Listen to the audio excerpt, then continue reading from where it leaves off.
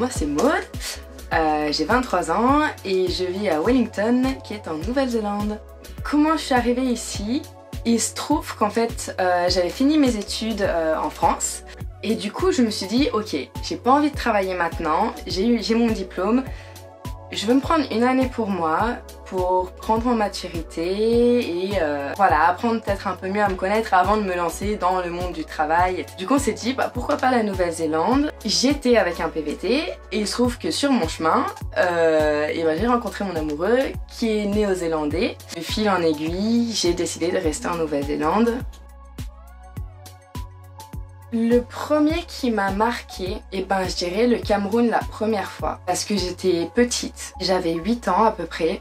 On va dire que j'ai mal vécu le fait qu'il y a un racisme anti-blanc. En fait, qu'on te montre la différence, que tu n'es pas comme l'autre au final.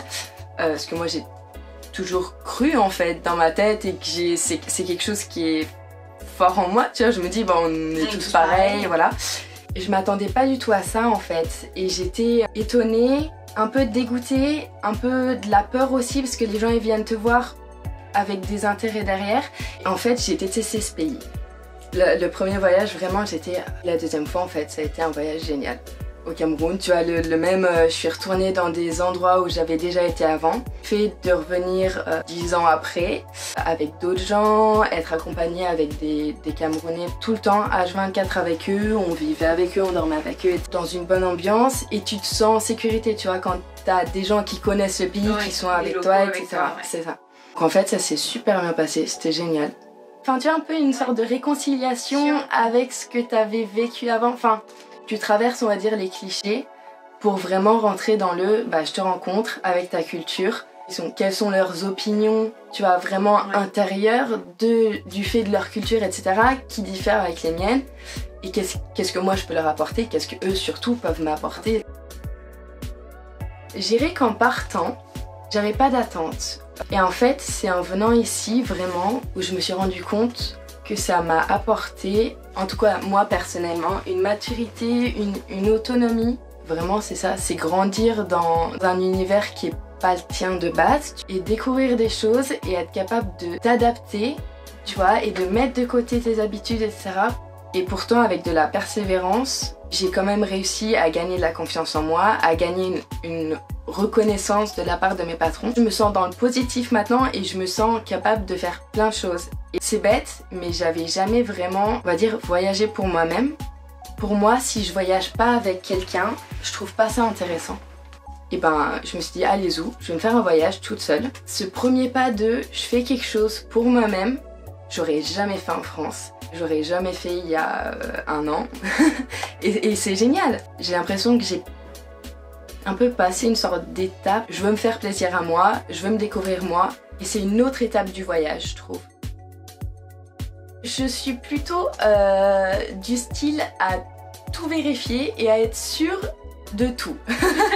Et j'ai acheté des guides aussi, j'ai tout lu. J'ai prévu un bon petit budget quand même avant de partir. J'aime bien vraiment avoir mon assurance et me dire tout va bien se passer. Et voyager dans mon cadre, ça j'aime bien. Et j'aime bien quand ça sort aussi du cadre. Au début on a tout fait en bus, toute l'île du Nord en bus. Et on s'est dit, on a vraiment changé notre manière de voyager. On a dit ok, on arrête de essayer de tout planifier. On va faire ce qu'on veut du jour au jour. Et en fait on a commencé à faire du stop. En fait ça marchait super bien. Et du coup pendant 1 mois, on a voyagé qu'en stop. Dans toute l'île du Sud. C'est un peu comme si ça avait été 2 voyages différents quoi, dans notre manière de vivre le voyage. Je pense que oui, c'est logique que c'est plus compliqué pour une femme parce qu'il y a toujours ce fait qui est concret qui fait que une femme est plus en insécurité qu'un homme. Après, je pense que ça dépend des pays. C'est sûr que je ferais pas du stop toute seule. Au Maroc et au Cameroun, quand j'étais il y a eu des situations où je me suis retrouvée toute seule, où là j'étais pas sereine du tout. Si je vais pas me mettre dans des situations à risque, je me sens pas en insécurité et je pense pas que ça soit plus dangereux, tu vois.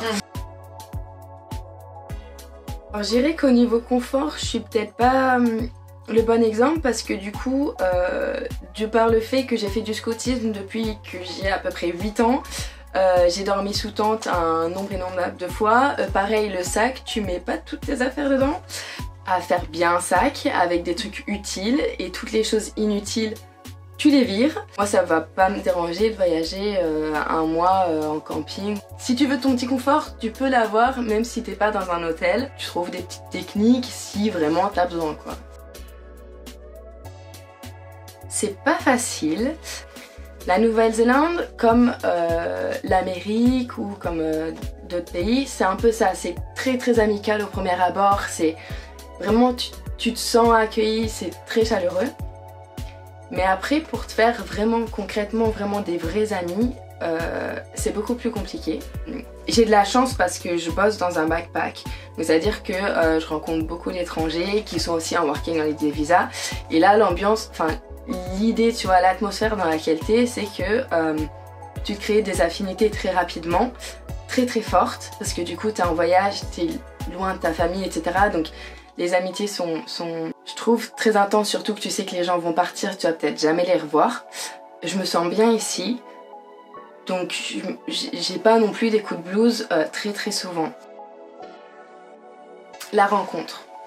La plénitude, je sais pas si tu dis ça comme ça, le fait que du coup t'as pas de stress et tu peux aller dans des coins qui sont tranquilles, tu peux aller dans des coins qui bougent, mais tu choisis toi-même. Et en fait c'est en ton âme et conscience, t'as pas de règles ou de choses comme ça qui vont dire tu dois faire ça, tu vois. Personne n'attend rien de toi, il y a que toi, éventuellement tes amis qui voyagent avec toi.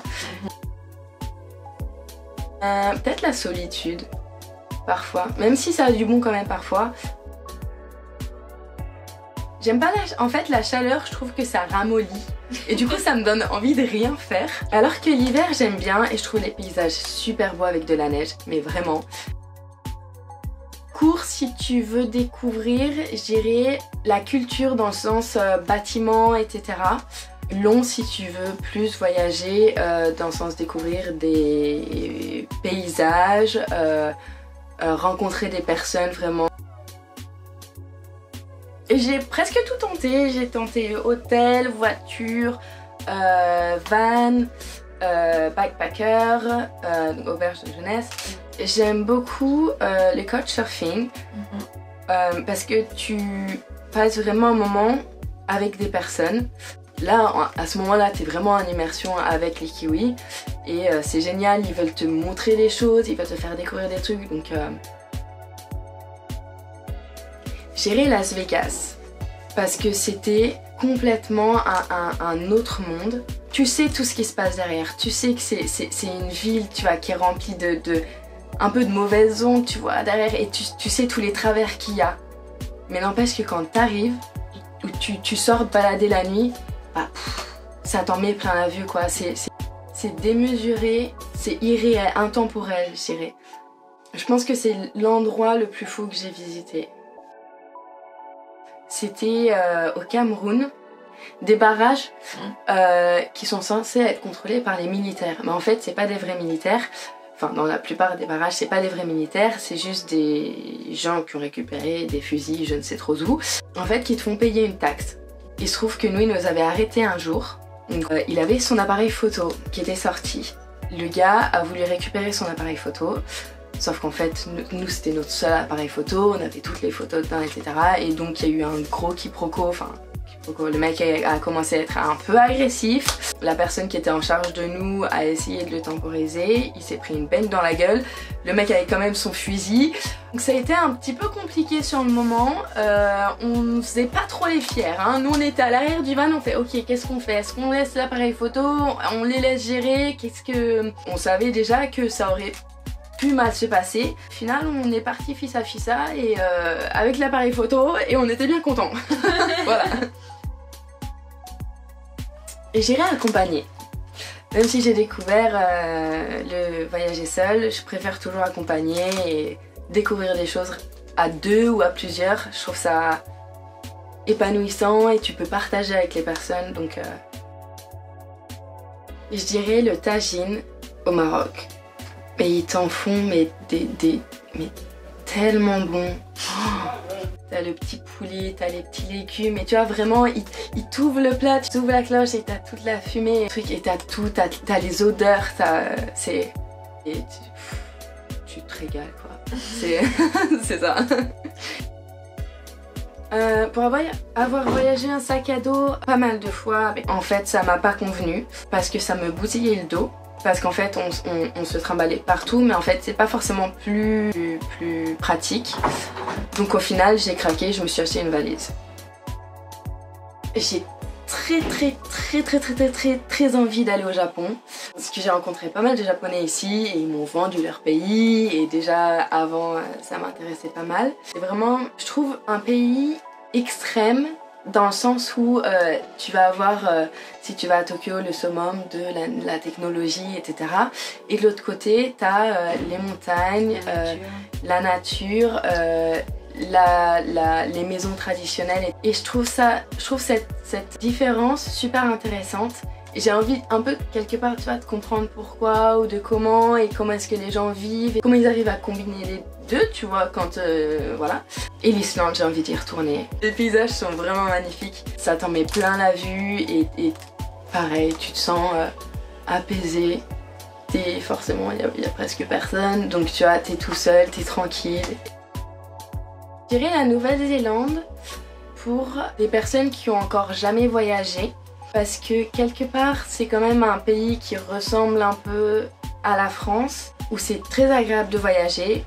T'as des paysages magnifiques, ils ont une culture qui est très intéressante, tout ce qui est maori et ça, ou alors l'Islande. Pour commencer un voyage en solo, ouais, je trouve que c'est deux pays qui se ressemblent quand même beaucoup, dans la mentalité aussi. On dit très souvent que la Nouvelle-Zélande c'est l'Islande en plus chaud, ou que du coup l'Islande c'est la Nouvelle-Zélande en plus froid.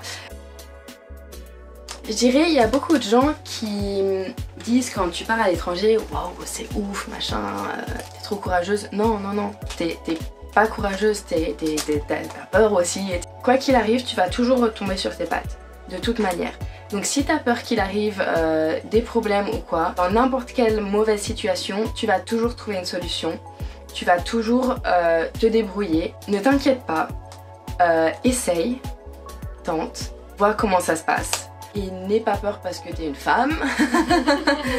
Et fonce parce que ça vaut le coup.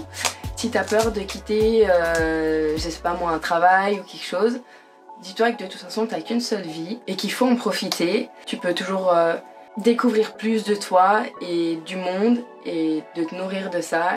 Donc si t'as aimé cette vidéo, donc n'hésite pas, voilà, mettre un petit j'aime, un commentaire, à partager aussi si jamais t'as des amis qui veulent aller en Nouvelle-Zélande ou ailleurs, parce que c'est une chaîne, je pense, qui va se développer et qui est intéressante, et que je trouve que le projet de Fanny vaut le coup, et donc faut soutenir ça. Tu partages où tu veux, quand tu veux, ça fera toujours plaisir.